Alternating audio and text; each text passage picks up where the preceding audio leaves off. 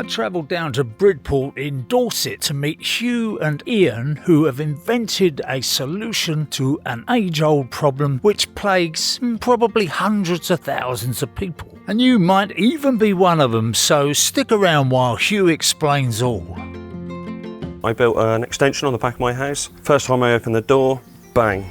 Door hit the render, broke the render, pulled the plaster, damaged the door. Asking the manufacturer, can we have something to prevent this from happening? He said the only option was nothing. And I couldn't believe it, so I did my searches, and he was right. Nothing was available. Being a bit of an engineer, I thought to myself, I'll have a go at that. So I did it, and here we are today. So we got it all rated, we've had it tested, so it's now insurable, so you can fit it on your door safely. It's the answer to all the problems, and we're faced with it time and time again. With little or no advertising, we're selling a whole load of them. People are starting to find out there is an answer to this problem. It's going to take roughly 20 minutes a door. On this particular door, you've got this type of hinge, and for us, it's a direct replacement. There's no drilling, there's no marking, there's no nothing, it's just unscrew it, screw ours on. So, is this a typical hinge? Potentially one of the most common hinges this day and age in this country. So what about people who haven't got this hinge? So we can do it. We supply a retrofit jig, which is a tenner. Not very much, so you can buy that from us, and you can retrofit them to the doors. Takes a little more effort, obviously, and I strongly advise somebody a bit more skilled than a DIYer to do it. It's totally doable, and it can fit. As long as the parameters are correct, it will fit on the door. Very first thing you've got to do before we swap out the hinges is make sure, in its original state, the door opens and shuts and locks and does everything it should do in the right place. Because what we're going to do is we're going to mark the door frame, and that will aid us when we're setting the door back up with the new hinges on it, so we can just aim for those guidelines. Simple. This one obviously is perfectly fine, so we're going to shut that. What we're going to do is get our pencil, and we're going to just put some marks around so we know roughly where it all goes. So this one's still got the tape, the protective tape on. Yeah, that's fine. That's fine. But if you haven't, it doesn't matter. It doesn't matter. You can use pencil, just a bit of okay. Some bit of cleaner will take the pencil off. So we're going to mark this. And all it does is just helps us put it back together. So the next step is whip one of the doors off. Sounds easy. It does. They're a lot heavier than they look. All right, we're going to start with the lead door first, because then we can set the other door up off of that one. So we're going to start with removing the security tabs. These are also good for holding the pin, to stop the pin from self-adjusting. On ours as well, we have this similar feature to this. So first thing is to go around the entire door, and there's 2 per hinge, so we're taking these out. So you need an Allen key for that? In this particular case, it's 1.5mm Allen key. Oh, they're tiny little fellas, They are aren't they? tiny. There we go. Make a lovely assistant, Roger. Yeah, I am a glamorous assistant, they call me. So next step is to remove the pivot pin covers. They're decorative and they help waterproof it as well, but we don't need these, so they just pick out like that with a sharp tool, like a screw. I'm just going to shut the door, both of them. Oh, okay. And then we're going to remove the pins with the door shut. That way it supports the door. And then when we're ready, we can just lift the door out. Got it. So if you shut that door properly, lift the handle. Oh, sorry, yeah. That's it. So if somebody hasn't got a right angle drill like that, they're just going to have to... They're going to have to do it with an Allen key, which Fiddle, is quite lengthy. Yeah. Which is quite lengthy. Yes, it certainly makes life a lot easier.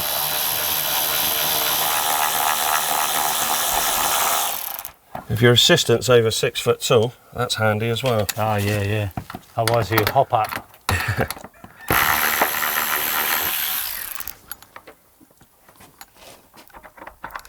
Right, lift the door. Lower it There down. we go, lovely. We're going to tip it your way, and then we're going to go and put it on some trestles. That way down? Yeah, that'll be all right. Lovely. Okay, right, Roger, so the next thing we're going to do is remove these trims. This is the adjuster. We're going to remove those with my electric tool, and then you're going to undo the faceplate for me. Got it.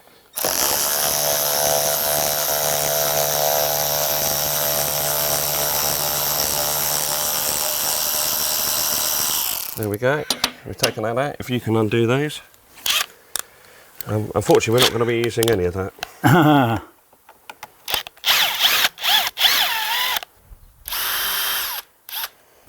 Lovely job. That's it. The plate just lifts off. That's it. Happy days.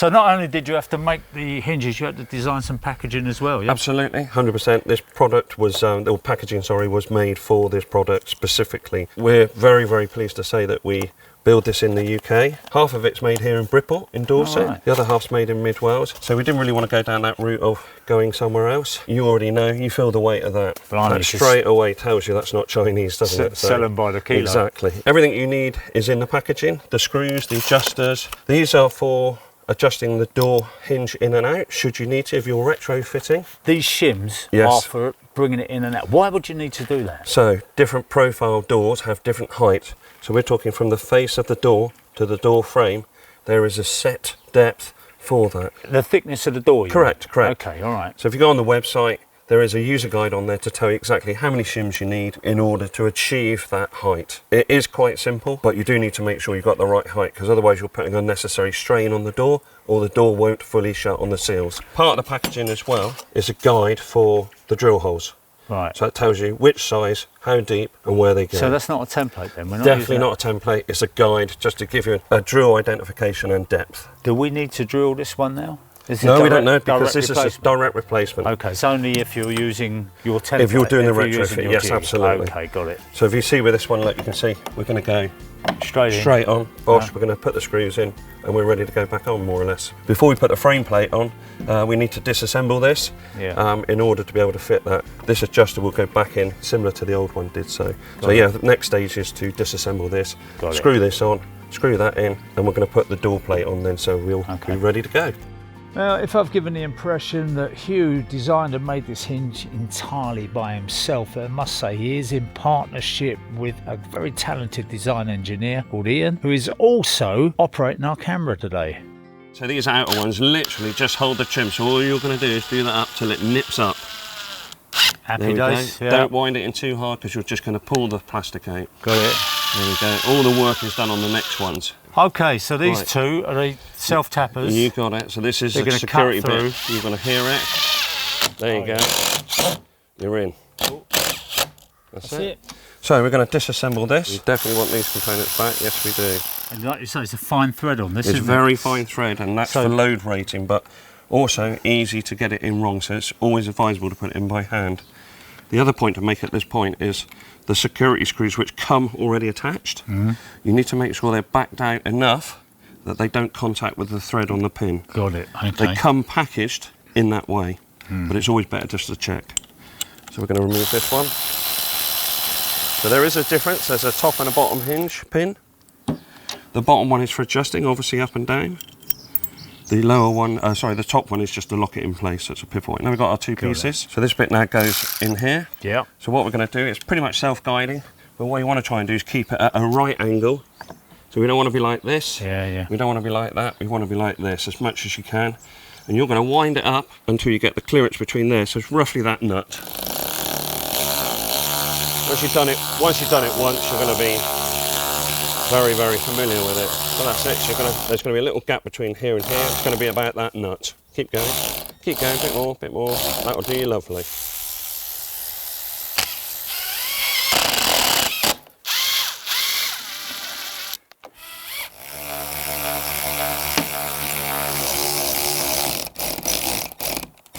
That's it, we're done. Okay, so now we're going to swap out these door plates.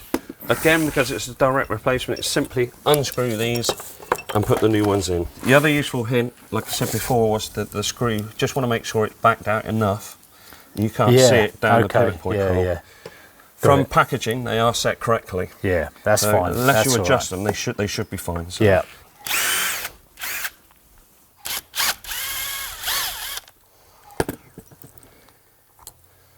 That's it. Inwards. That's it, you got it. Screws are out. Here's some screws for you. Shall I take the other screws? We're not using their screws, No, we're we're using going to your use our own screws. screws, yeah, Because yours are superior. They are, and they're made for the job. Right? Yeah, That's that bit where it's driving through the metal, isn't it? it is correct. One thing I will say is don't get carried away with getting this over tight, because you'll actually start squashing the PVC frame. Got it. So yeah. he's on there, should be on there nice and tight now. So That's fine. I'm going to have a go, see if I can do it any worse. That's right. If I can have a screw on there as well, that would be lovely.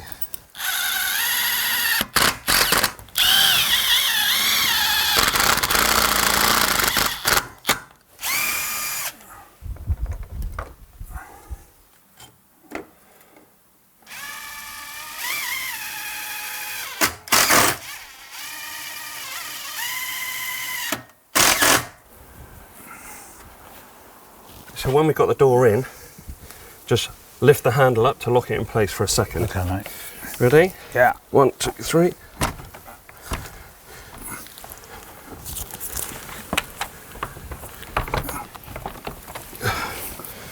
Right, Okay. so what we're going to do is we're going to wind these in. It's much better that we do it by hand. You're going to know whether you got this in right or wrong, because it becomes very difficult. So in this instance, the bottom door hinge is out ever so slightly. So crack the door just a little bit.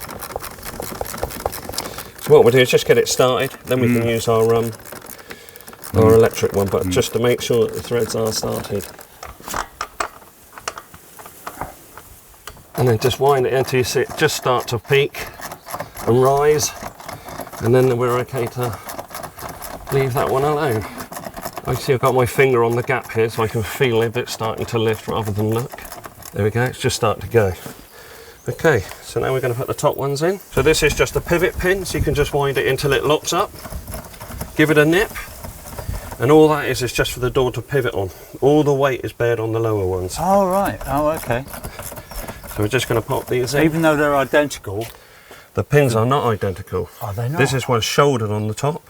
Ah. The other ones don't have a shoulder to allow that to go up and down. Just. There we go, so just nip it. That's it. As long as you've got the thread started, it should go straight in. So just wind it down until it stops, and then it's just a nip, that's all you need. You'll feel it, it'll soon, there we go, nip. Okay. Just a nip, and you're done. That'll do. Okay, so we've got the pins in, Roger. So what we want to do now is just go back to our base adjustment. So we're going to make all the adjustments before we put all the vanity pieces on, the trims, the clips, and... So this is the door we haven't touched. We're leaving that in place. Yes, we are. Until we make all the adjustments on Correct, this. correct. Then we take that one, and And then we we do the make same the again. adjustments on that one to fit this one. Correct, yes we do. Up That's here exactly. for And we're going to thinking. use our reference guides as well, which we've already looked at. Ah, yeah, I forgot all about the reference guides. Yep. So I can see from that side we're out a little bit. Okay. And not only that, can I see that? You can see the catch door it, wants yeah, adjusting. Yeah. So the next stage is just to adjust that lateral movement in and out. So we're going to adjust the door, looking at it's clashing in the middle. So we're just going to pull the whole thing this way, just initially, just to stop the clashing. And then we can look at the latching and the height and all the other adjustments that may require. What we're going to do, this is the pin here, is just a quarter of a turn on each one. And then we'll revisit it. You think the fact that it was hitting in the middle and not at the top, you still want to do a quarter of a turn on all three, do you? Not just quarter of a turn on the middle? What we can't do is bend the door in the middle. So we have to take the whole door that way. Okay. Because otherwise we'll put strain on the glass. Got it. So even though that may mean that the tops are slightly more in... You got it. Okay. So we may still need to make our adjustment, but already That we've feels made nice. grows, yeah. Yeah. I think Oh, we're a little just... bit more, just a little bit more. Another quarter of a turn. Another quarter of a turn. So are there any little adjustments?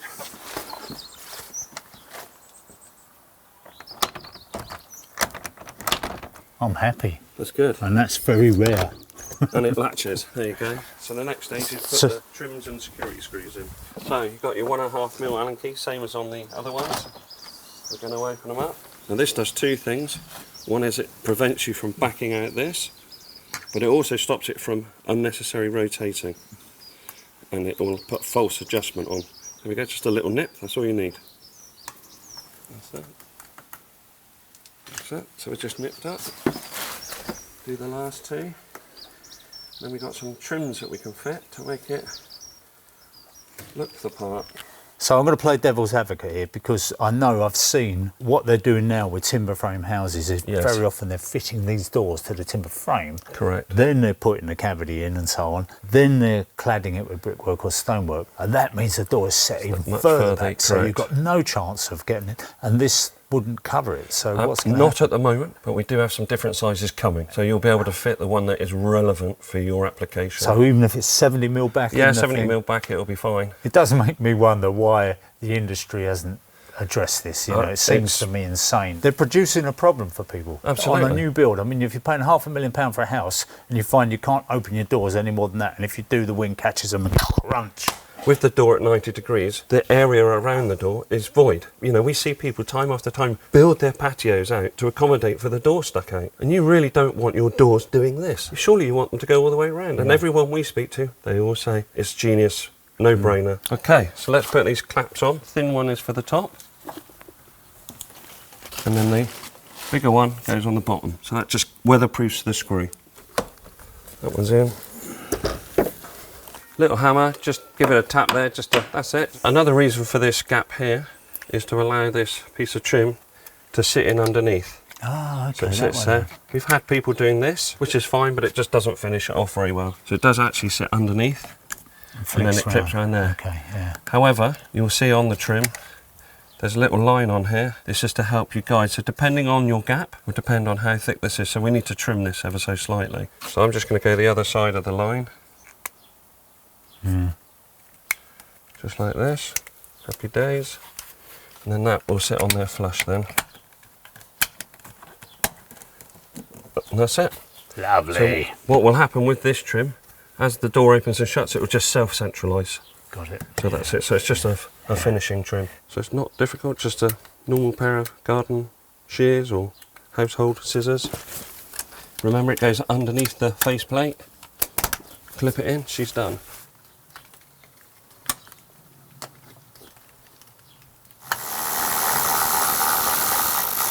So we're going to drop the door handle and we're going to lift the door forward and lift it out.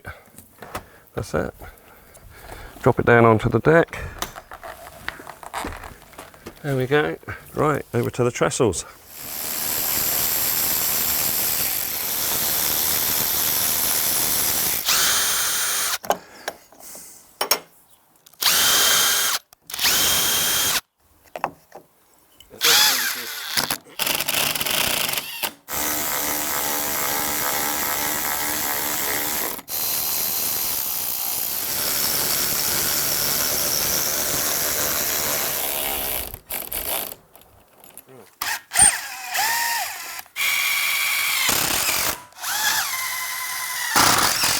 Okay.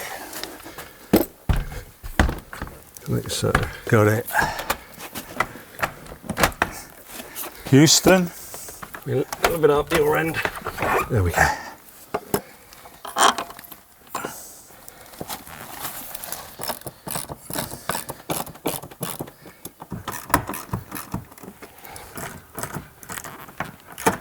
So that's that. Oh, mate. I think it was pulling in a bit at the top. Yeah, that's fine. Any? No. Right, so we've got to do the same again as we did the other side. A quarter of a turn on each one. In fact, Half a turn. knowing these, I'm going to get half a turn. Okay.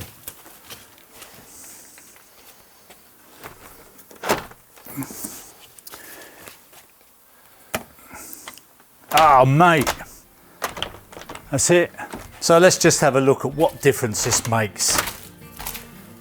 Being able to go from not just there, but all the way back, 180.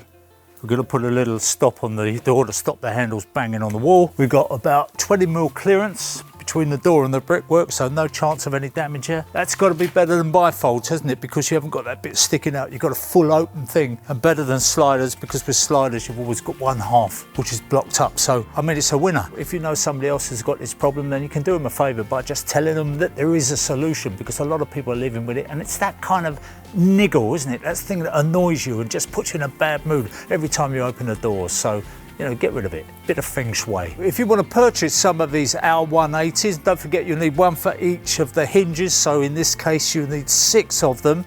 You can get those by going to the link below. And if you want to purchase them through us, it won't cost you any more, but you will help the channel, or you can get them on Amazon.